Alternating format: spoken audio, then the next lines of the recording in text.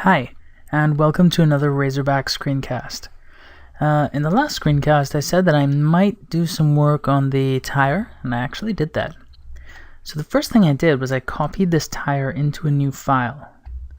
And what that gave us was basically something that looked like this. It's a really good low polygon place to start, but I built on it a little bit. There's a whole tutorial video that I posted on both YouTube and on my website, where you can actually see how to model this motorcycle tire. I'll give you a really quick look at what I did. It's a technique I've been working on for a little while. If I turn everything off here, all we have is a plane. This plane represents one segment of the tire. The first thing we do is we use a cloner to repeat that plane down the line. Using some really simple math, we're able to use a 360-degree bend deformer to spin everything around in a circle so that it comes right back up and meets itself. And you can actually see that seam right here. It's a little difficult to see. Not sure if you'll be able to see it on the compressed video. Doing my best to show it. That seam is taken care of by this connect object. So once we turn that on, the entire object gets connected into one smooth piece. So that means we can do hypernerves operations and all sorts of other cool things on it if we want. Now, motorcycle tires are tricky. This looks like a car tire, and that's why we use one bend deformer to bend it in a curve like this. And now we have a motorcycle tire. I'm going to grab this. This is modeled off the front tire. I'm just going to copy it, and I'm going to paste it back into the Razorback file. It's going to come in at the world center, but that's an easy problem to fix. We can simply pick the front tire and then hit apply, and the tire goes there. So now we get to decide how it should be oriented. So at 90 degrees, the treads face almost in the opposite direction. This is actually a good thing. Most motorcycle tires that I've seen, the front tire is slightly different. The rear tire has treads that face forward like you'd think that they should, but the front tire, the treads actually face the wrong way. And that's actually what we want. I was told once by a biker friend of mine that it has something to do with the fact that the front tire deals with stopping forces, and the rear tire deals with acceleration forces. I'm not sure how much truth there is to that, but let's just go with that. So we're going to call this front tire high.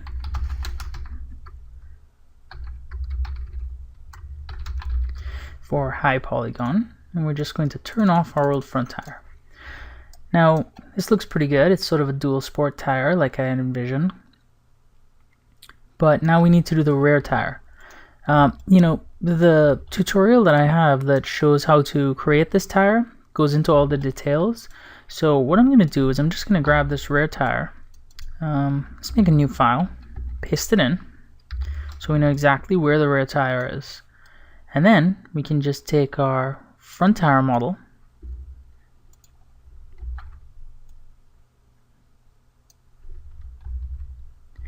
and we just position it to the rear tire. We gotta rotate it as well. So this time I'm going to rotate it so that it sort of actually I don't know which way is up. That's okay. I'm not sure which way is forward in this file, so we can tweak that later. So the rear tire, let's add a display tag. Let's tell it to use lines wireframe, so it just serves as sort of a guide to us. And we can now zoom in here.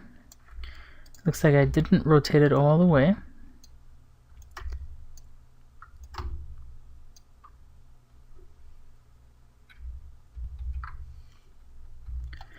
And now we can just sort of grab the source object and start modifying it so our tire looks the way it should look. So I'm just going to scale it on the x-axis. We see that it's curving down a little bit too much. So let's go to the perspective view and see what our bend deformer is doing. So if if we scale this out, we can see that it's still being bent too much. So let's make sure we can see this in a few different views, a few different angles. And reduce that bend. So the strength of this bend deformer needs to be reduced because the rear tire on this bike has a much more relaxed profile. So I can select this, and now I can scale it out a bit more.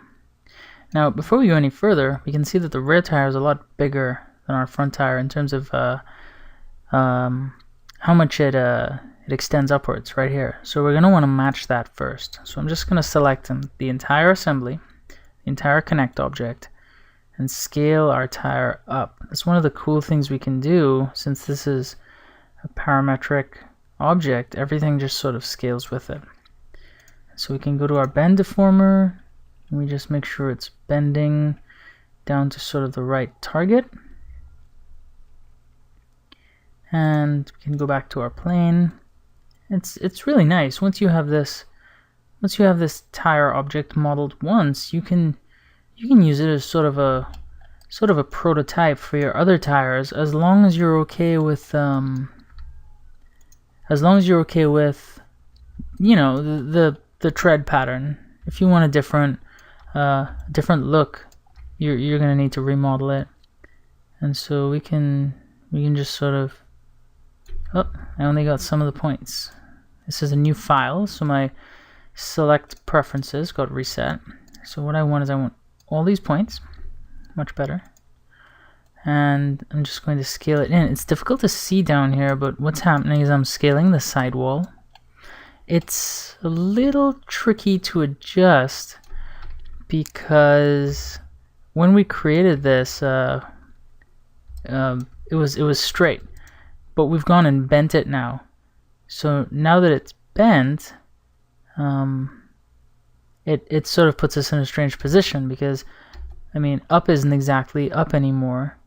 Up is more like sideways, and when we scale it sideways, it moves up a little bit as well. So it really is a bit of a chore to scale this to the right spot. You can see I'm having a bit of trouble with this, but I'm just going to keep trying until as you can see right here in this view, I'm just trying to make it so the edge of the shaded part lines up with the edge of the wireframe part. And it looks like right there's about the best I'm gonna get. And so once I've gotten that, I can select this intermediate row of points right here, and this is sort of the this represents the curvature of the sidewall. So once I have that selected, I can go to the top view and scale it. I can scale it pretty liberally. It's just gonna determine if the tire wall bulges in or out a little bit. Is it concave or convex? It's usually concave on most of the tires I see, at least for this style of bike. So if that's where we wanted to stop, we could. However, let's just make it a little bit different, just so it doesn't look exactly the same as the front tire. And I mean a little bit different. So what we can do is we can select this plane object, and we can modify this plane object as if it's just existing in 2D space, as long as we only move it in the X and Z axes. So what we can do is figure out how we'd like to adjust this. We have a couple islands here on the tire. We can choose to make some of them larger, some of them smaller. Prime example, we could select this group of points right here, and we can move those in, rotate them a little bit, just to give a little bit different shape. And then we can repeat the effect over on this side. So select all these points, and let's just move these up a little bit, just to change the profile of the tire a little bit. And then this piece here sort of has a curve.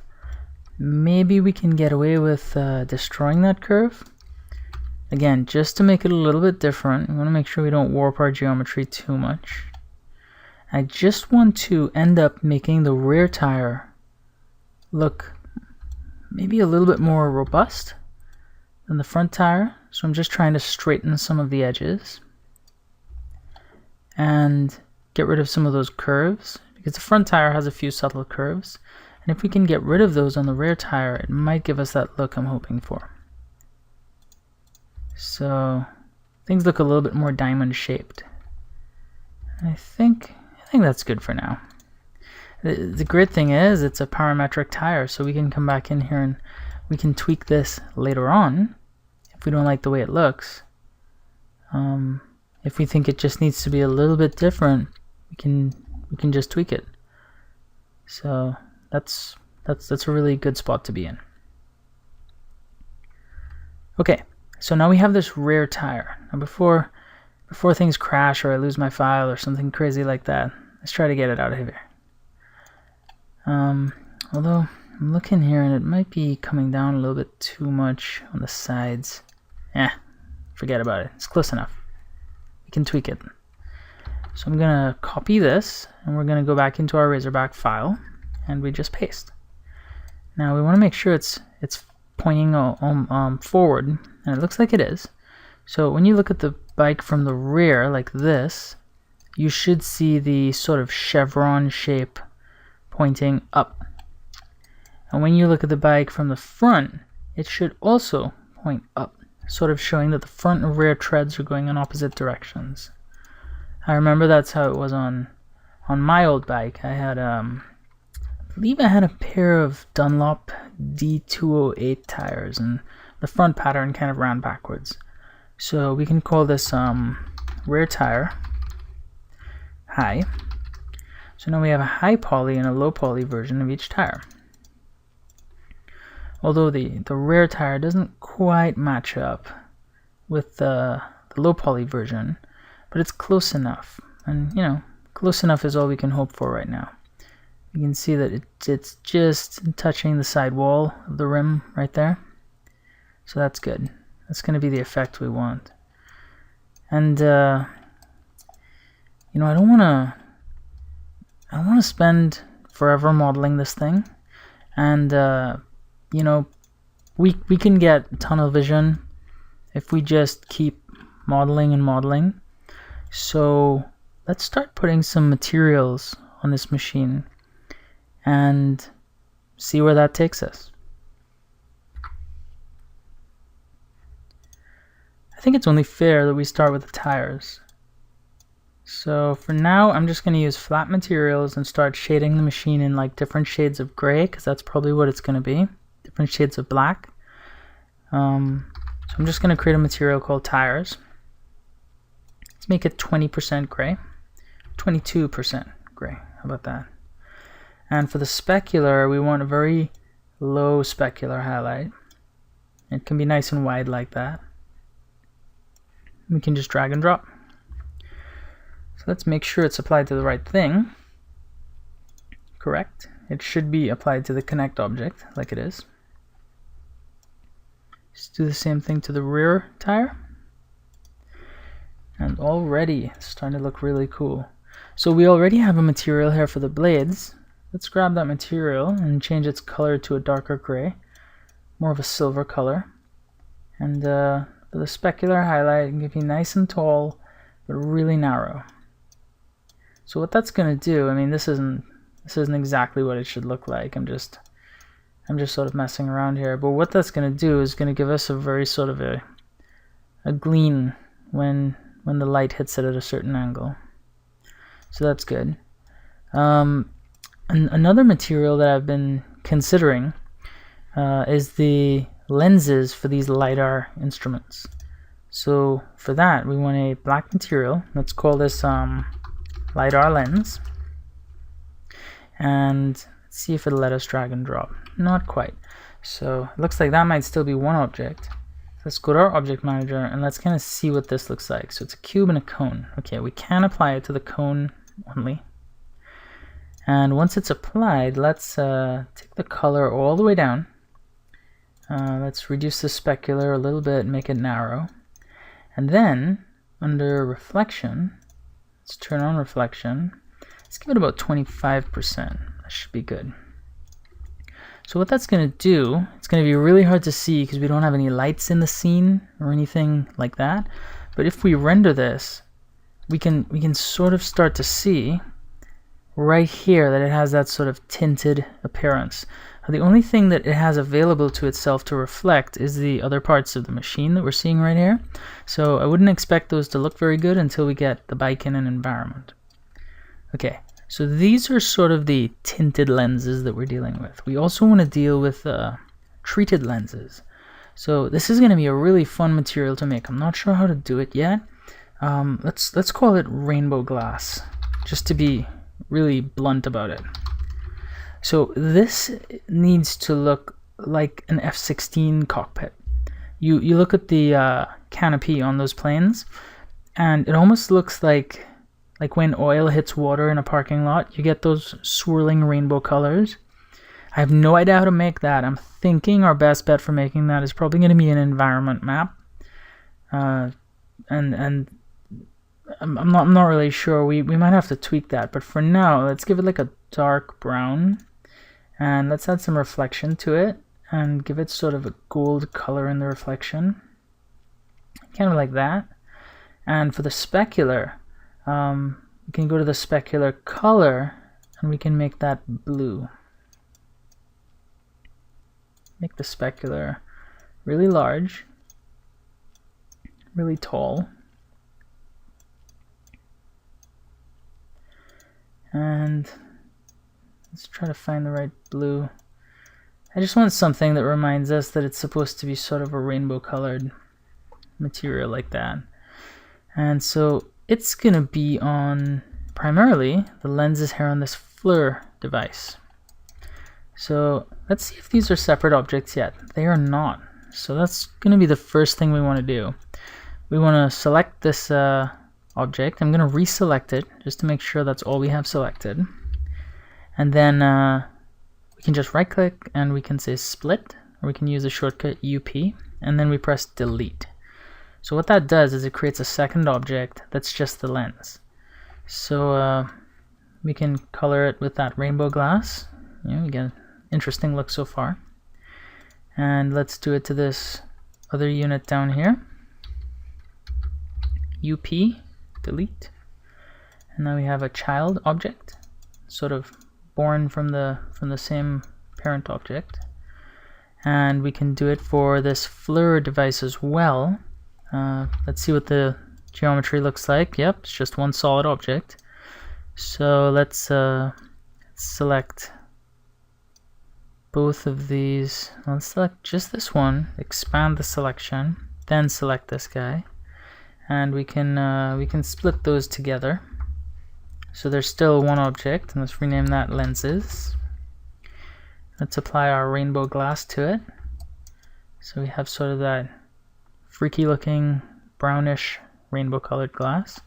And I'm thinking that for these lights slash camera slash has cams down here, instead of having a pair of cameras that look exactly the same, I thought it would be cool to have cameras that look sort of like two different types of cameras, sort of for redundancy and diversity. So it's a symmetry object right now, which means we need to get rid of it. So we press C and it gets rid of the symmetry object, and it gives us just one object with all of this geometry. So likelihood of these casings being the same material is pretty high. So let's select these polygons, UP, delete, and these polygons, UP, delete. Whoops.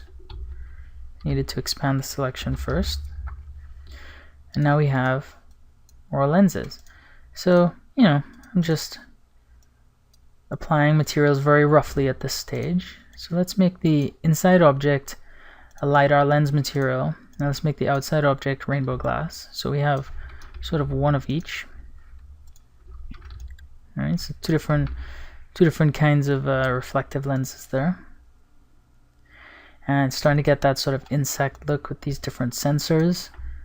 And okay, so these LiDAR units, what are these going to be? Are these going to be plastic, metal, aluminum, painted? painted plastic. Not really sure. I'm not sure if they should stand out or if they should blend in. Let's do the bikes. I'm kind of reluctant to start painting the bike. I think we might just start with everything on the bike painted black and then we'll go from there. Okay, these GPS units. We know how those should be colored. Those should be colored as sort of silvery chrome. The reason we know that is because that's how it's mentioned in the book. There's a scene where they describe these GPS antennas as sort of brushed silver items, and for that there's a shader we can use. I think it's Danil. I have not used this shader in about 6 or 7 years. Let's see if I have the right one. I don't think it is. One of these interestingly named shaders, I believe, has an anisotropic mode that sort of creates that swirled, scratched, sort of burnished look. I'm trying to think of which one it is. I know Banji is for backlighting. No, that's for glass. Banzi is sort of a wood shader. Chin, Danil. Yeah, I think it's Danil, unless I'm just completely forgetting this. Let's see, reflection. Utilize anisotropic scratches. But where do I set the anisotropic scratches? There we go. Here we go. So we can do a sample object. Cylinder. We can sort of look at the top of it.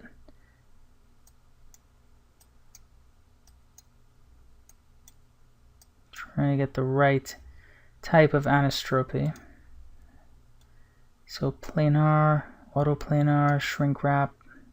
I think shrink wrap might work best. So we get this sort of, let's open this in a new window. We get this sort of brushed metal look. And we can adjust the size of the scratches and all that. I'm just right-click dragging to change the rotation of the preview. And you can actually adjust quite a bit of these properties. You make the amplitude higher. I believe the scratches look deeper. And you can change the scale, the roughness, and all these different properties. So let's go with that. And let's call this material GPS modules. And so we just color this GPS unit using that material. I'm not sure how the UVs are going to apply. So if we do a test render, we can see that it looks like it's okay. Looks like it's sort of correct, kind of like a CD. I mean, we don't need a UV map. The UV map on most of these objects has been trashed by now. So we have these knobs all over the bike. You can see they have that kind of shine. And of course, we're going to have painted black parts on this machine, and we're going to have armored black panels. I'm thinking some of them should be glossy to retain the sort of stock look of the machine. So let's create a black auto paint. Now, there's a lot of techniques out there for how to make super realistic automotive paint. What I do is I usually give, for black paint, I do about 10% color, because we know nothing's pure black, except space, I guess.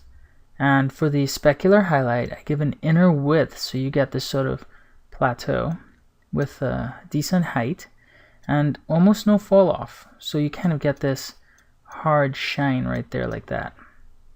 So that works for that component of the material, the specular. We can turn this into a double knot or double torus. Double torus looks like what I want. So you have the double torus here as a preview. And then I turn on reflection. So with reflection at max, it just looks like chrome. But if we turn the reflection to about 20%, I've found that it gives a good looking paint shine. Now we will want this reflection to sort of have this Fresnel or Fresnel look. I believe it's pronounced Fresnel. I'm not 100% sure about that. But what happens with reflective objects is as the angle of incidence of the light hitting the surface, I believe increases, the transparency also increases. So think of like a swimming pool. If you go right up to the edge and stare straight into the pool, you see all the way to the bottom. But if you walk really far away and look at the surface of the pool or the lake or whatever you have, all you see is the reflectivity. So there's a balance between reflectivity and the angle you're viewing the surface at. We can actually create that effect right here. We can actually take a texture, and I believe it's under surfaces or effects. It's actually right here in the more recent versions of Cinema 4D, and you can do Fresnel. And so what that does just right away is it makes it look a lot more realistic. But what we should be looking for is we want black near the center, which is less reflectivity, and white near the edges, which is maximum reflectivity. And we can adjust this gradient so that there's more black near the center, there's only really reflection near the edges, which is kind of what we want. So if we go back to our material, it looks like this preview is stuck on the shader. So if you go back to our material, we can see now that we have this hard specular highlight sort of representing the shine. And then we have reflectivity near the edge, and not much reflectivity when we're looking directly at the material. And I think that's what we want. So that's a good start for our black automotive paint. And the first few objects that I think we should paint using it are the bodywork. So the tail piece that we can see highlighted right here, it's still in symmetry, so it's very editable still. Let's just apply that to the tail. We can see that hard shine that I created in the specular tab sort of running over the body. Gives us a good preview of what our render is likely to look like. And then when we actually render it, we'll get reflectivity in there as well. Now if this shine is too strong, just jump in here and reduce it. Reduce the height and the inner width. And once we get a reflection map in here, it's going to completely change the way this looks because it's going to start to reflect its environment. So we have black paint there. We're probably going to want black paint on the fender as well. So we can select our front fender object, also symmetry. And we can apply our black auto paint. And we're just going to keep doing this until we run out of objects to paint. So here we have the hugger. I'm not sure that's the real term for it, but that's what it's sort of called in the bike circles that I've been in. It's a sort of a rear fender or a rear hugger because it sort of hugs the rear wheel. And then we have hoses. Hoses is a good thing to texture. So I usually take the tires material and lighten it up a little bit. So if tires are 22%, let's make hoses 30% gray. Not that hoses are usually brighter, but it just creates a difference. So we have the lines for the kickstand, and we can rename this to hoses. We can create braided hoses or more complicated looking hoses later on if we want. And so while the hoses are rubbery and sort of matte, the electrical wiring is usually a little bit more shiny. So we can take the tires material, and let's call this wires. My microphone is in my way. I'm having trouble seeing the keyboard. So wires, and let's make it 20% black, a little bit darker. And let's tighten up the specular a little bit, make it a little bit higher. And so we have a material that sort of can pass for electrical insulation a little bit more easily. So these GPS cables are pretty much all one object on the surface of the bike. And what we can do is just texture it like that. But the one on the front fender is a separate object as well. And we can color that with the wires material as well. And you can see that the materials, even here in the viewport, are starting to set each other apart. So the material for the fender is a little bit different than the material for the black cabling and the tires, but they're all black. The wheels. So for the time being, let's make the wheel the same material as the bodywork. So let's just make the front wheel black auto paint and the rear wheel black auto paint as well. We can create nice anisotropic materials for the brake rotors. And so now we're at that point where I'm thinking we're gonna need like a black powder coat material for the frame. So we can just take the tires material and we're gonna call this matte black metal. Sort of an all-purpose material. And it's just going to be a little bit darker than the tires. Let's go down to 17%. And with similar specular properties. So we can select the swing arm and apply that material. We can select the frame and apply that material. And we're starting to see the black soul of this Razorback machine coming out as we sort of give it a paint job. So this screencast is starting to run a little bit long. We made some nice progress. The machine is starting to get colors and a little bit more personality, which is nice. So I hope you enjoyed this one. We now have some pretty sick looking tires, and we're getting to the point where we're going to start to paint this machine. Maybe do a little bit of UV mapping, texturing, that sort of stuff. In the novel, there actually was some talk about ancient looking runes, almost like the sort of stuff that appears around your character in World of Warcraft when you're conjuring up a spell. And some of these runes were on these machines, almost like stickers and like mystical powers, sort of like superstitious stuff, kind of overflowing from the fact that these are basically something you should see in a video game, not in real life. So we might even look at creating some of those and projecting them onto the machine, try to figure out the best way to do that. And from here on out, it's going to be a lot of texturing, I think, in the next couple episodes. And if we come across a part of the machine that needs a little more attention, maybe we take a break and do some more modeling. So if you've been watching up until this point, thank you. And until next time, see ya.